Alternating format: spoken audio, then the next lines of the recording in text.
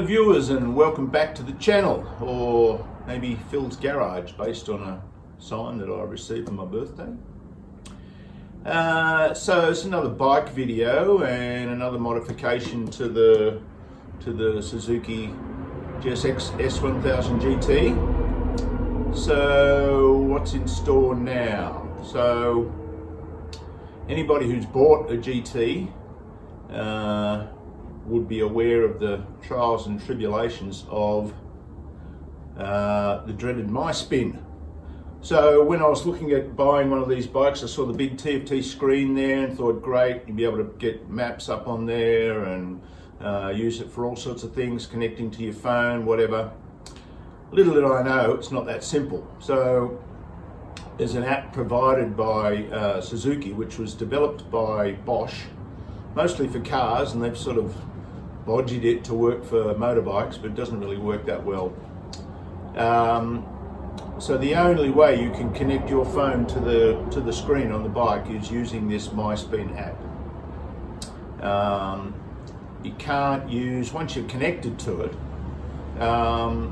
you've got no access to Google Maps or Apple Maps. To get any decent map application, you have to actually pay for it. So there's one that I'm using called Sigic, which costs me, I don't know, $50 or $60 a year, which isn't much, but I still have to pay for it.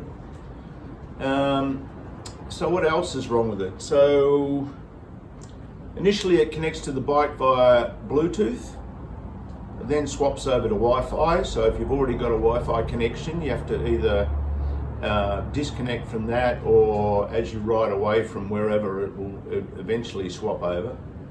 But by that stage you're moving, and you know, once you're moving, you can't get into the menus on the bike that allow you to access MySpin, etc. So that's another problem.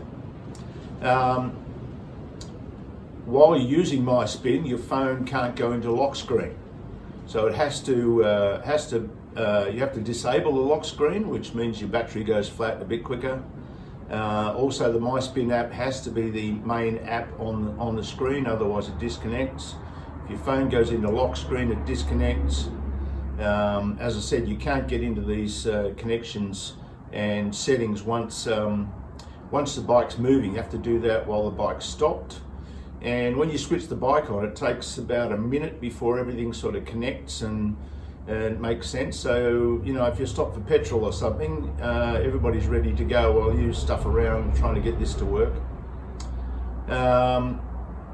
And if you've got your headset connected to your phone and the bike, then there's all sorts of issues around audio, you know, for music or map directions, etc. So lots of people on the forums just whinging about MySpin and not using it.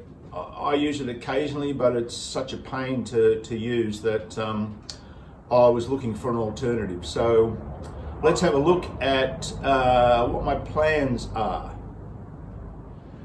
Now, before we move on, I'm sure there's going to be a lot of people who are saying or typing, why don't you do this, or why don't you do that, why don't you just mount your phone or mount a GPS, or don't bother about it. But that's fine, it's up to you.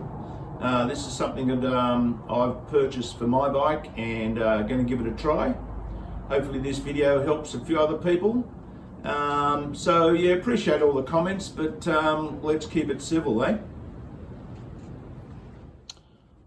So a lot of people on the forums have suggested ways to you know, get around using MySpin, such as mounting your phone on your handlebars. I wasn't really a big fan of that. You've got to run cables across to it. You know, there's still a possibility that your camera can be damaged in the phone, even if you do have the vibration dampening device there. Or, you know, something like a GPS mounted on the handlebars. Yeah, they're great. I've had them before, but they just do GPS, maybe a bit of music. So I was looking for an alternative and saw this unit on YouTube. Somebody reviewing this, and it's a unit from a company called Linkifun. So it's the Linkifun MT2, and it's basically a little screen device that supports Apple CarPlay. So anything that you can do on Apple CarPlay, you know, like access to Spotify and maps and phone and music, etc.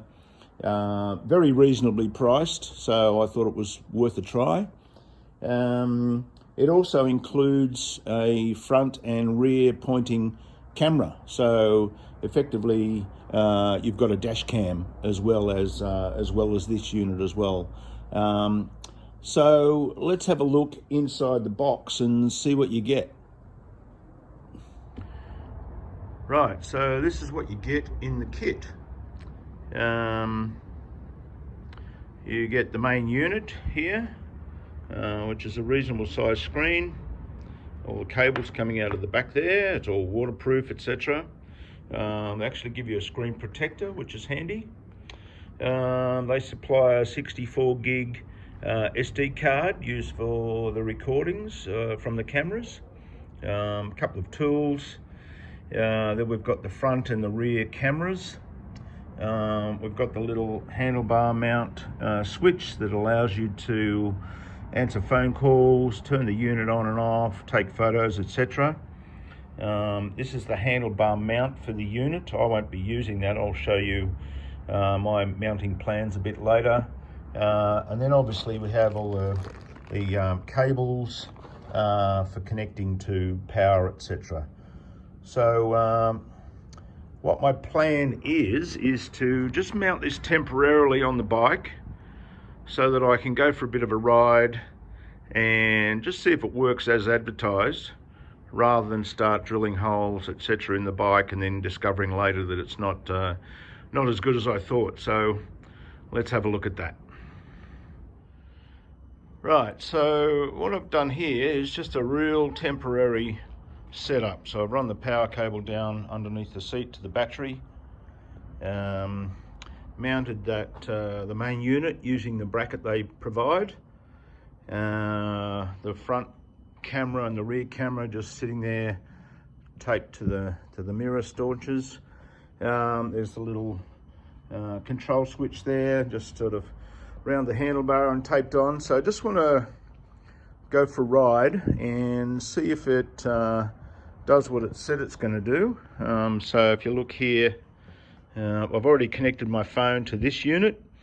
I've completely disconnected my phone and my Cardo headset from the bike, so there's no connection to the bike from either of those two anymore. So if we go here, that gives us sort of maps. We're into Apple CarPlay now. So I've tested the music through the headset, that works. I'll try a bit of map location, see if that works. So when I do this test, if everything seems to work out well and everything works properly and sounds good, etc., then I'll look at mounting it permanently. So it's not going to be going there. What I want to do is mount it up in this area here. What I've actually done is just change the mount of the main screen slightly. I've put these little spaces under here just to lift the screen up a little bit so that I can mount the unit in a good spot there, not too far forward, but so I can still see all of the main motorbike screen. So what I plan to use is this ram mount kit. So this bracket here will screw down onto the panel behind the panel there, and then this bit will bolt onto the back of the main MT2 unit, and should be able to get it into a good spot there so it's right in front of your eyes. It's not on the handlebars, and you can still see all of the Suzuki screen. So let's go for a test ride and see how it goes. A few minutes later.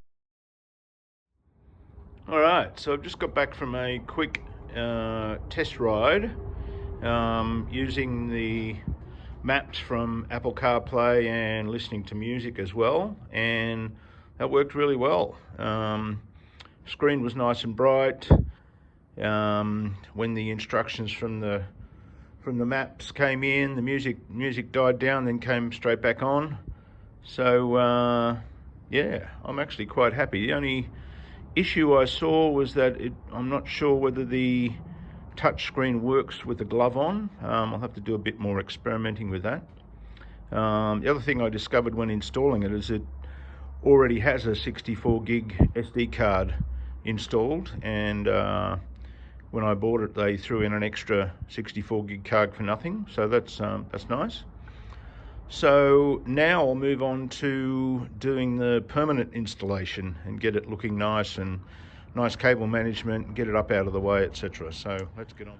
Right, so I've started the disassembly so that I can get to everything. Taken the screen off, I've taken the side fairings off, and around up here around the ignition. Now this thing is going to mount sort of there somewhere, so it'll be underneath the screen. But I just need to double check what's underneath here, because I want to screw that bracket into here. Now obviously I don't want to start screwing into it and then find that there's something important underneath. So I've got the service manual, which isn't extremely clear, but yeah, I've got to figure out how to get this section off so I can see what's underneath, and then I'll be happy to start putting screws through that little panel there. I'm thinking I can probably run the cables down through this slot and bring it out down here, so that'll make it fairly neat. So yes, I think that's a job for tomorrow.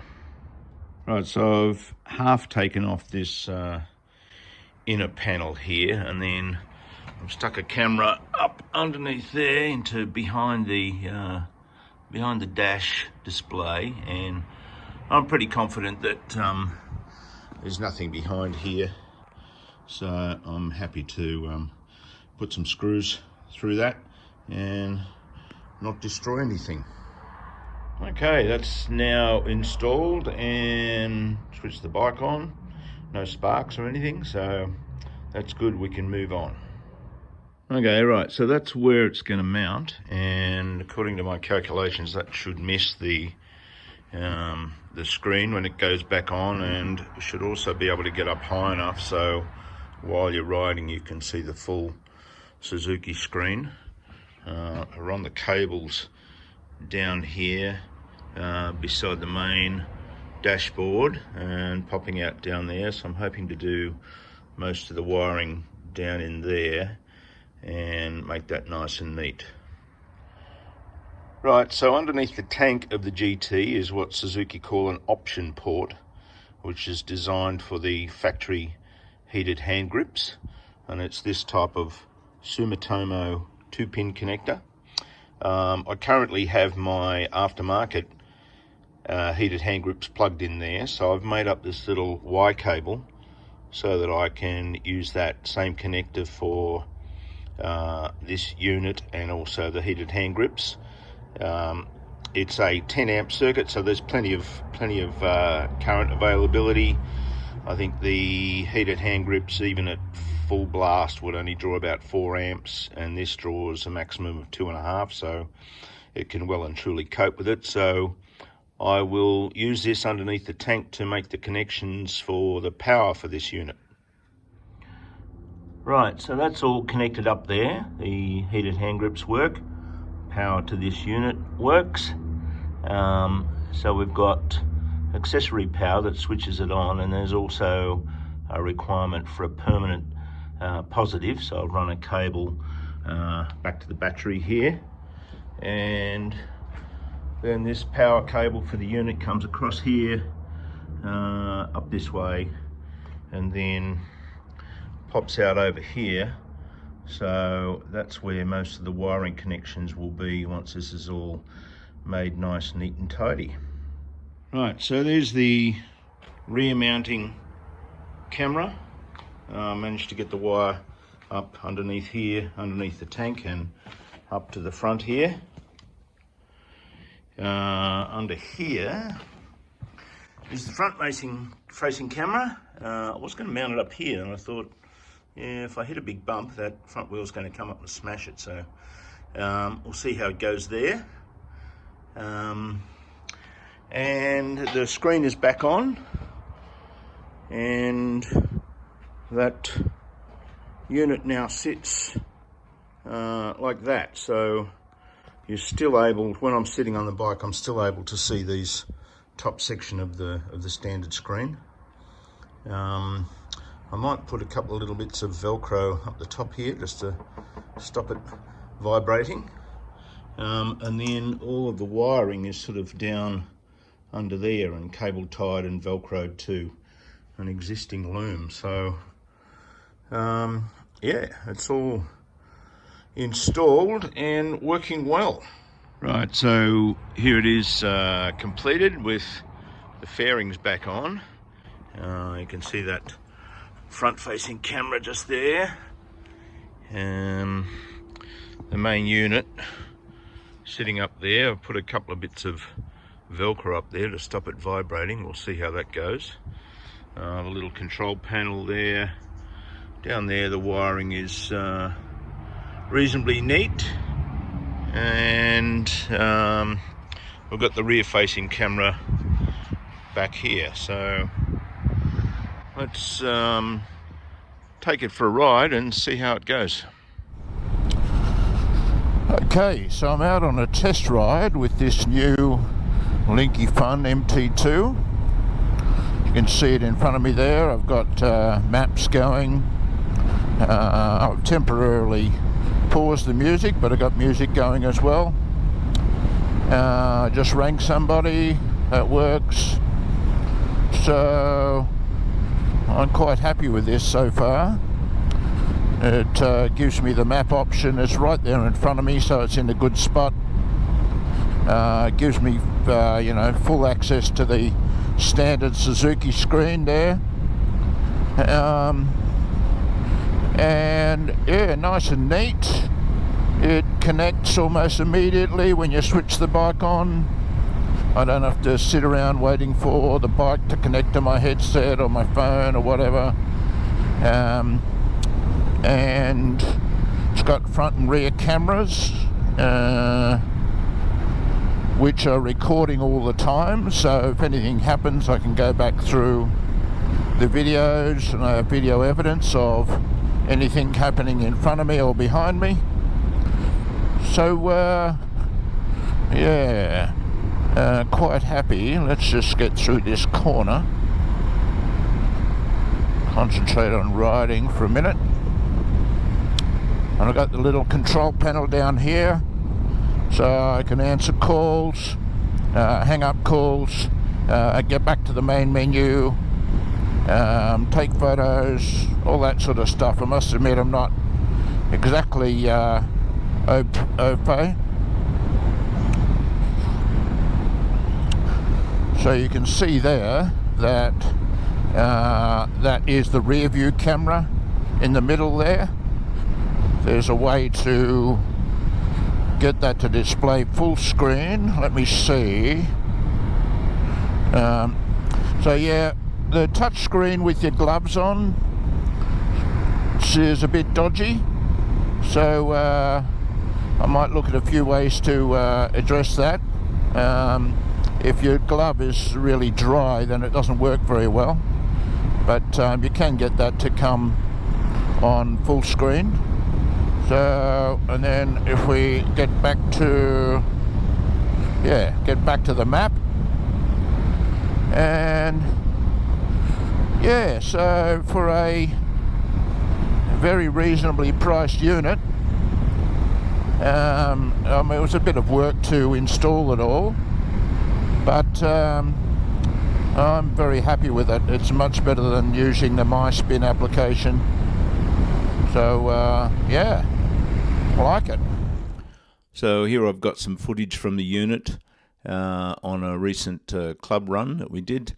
This is in 1080p, so some footage from the front camera and then some footage from the rear camera. So effectively you've got a dash cam running all the time, which is a great record for any incidents that happen on the road. So that's another plus for this unit, I think.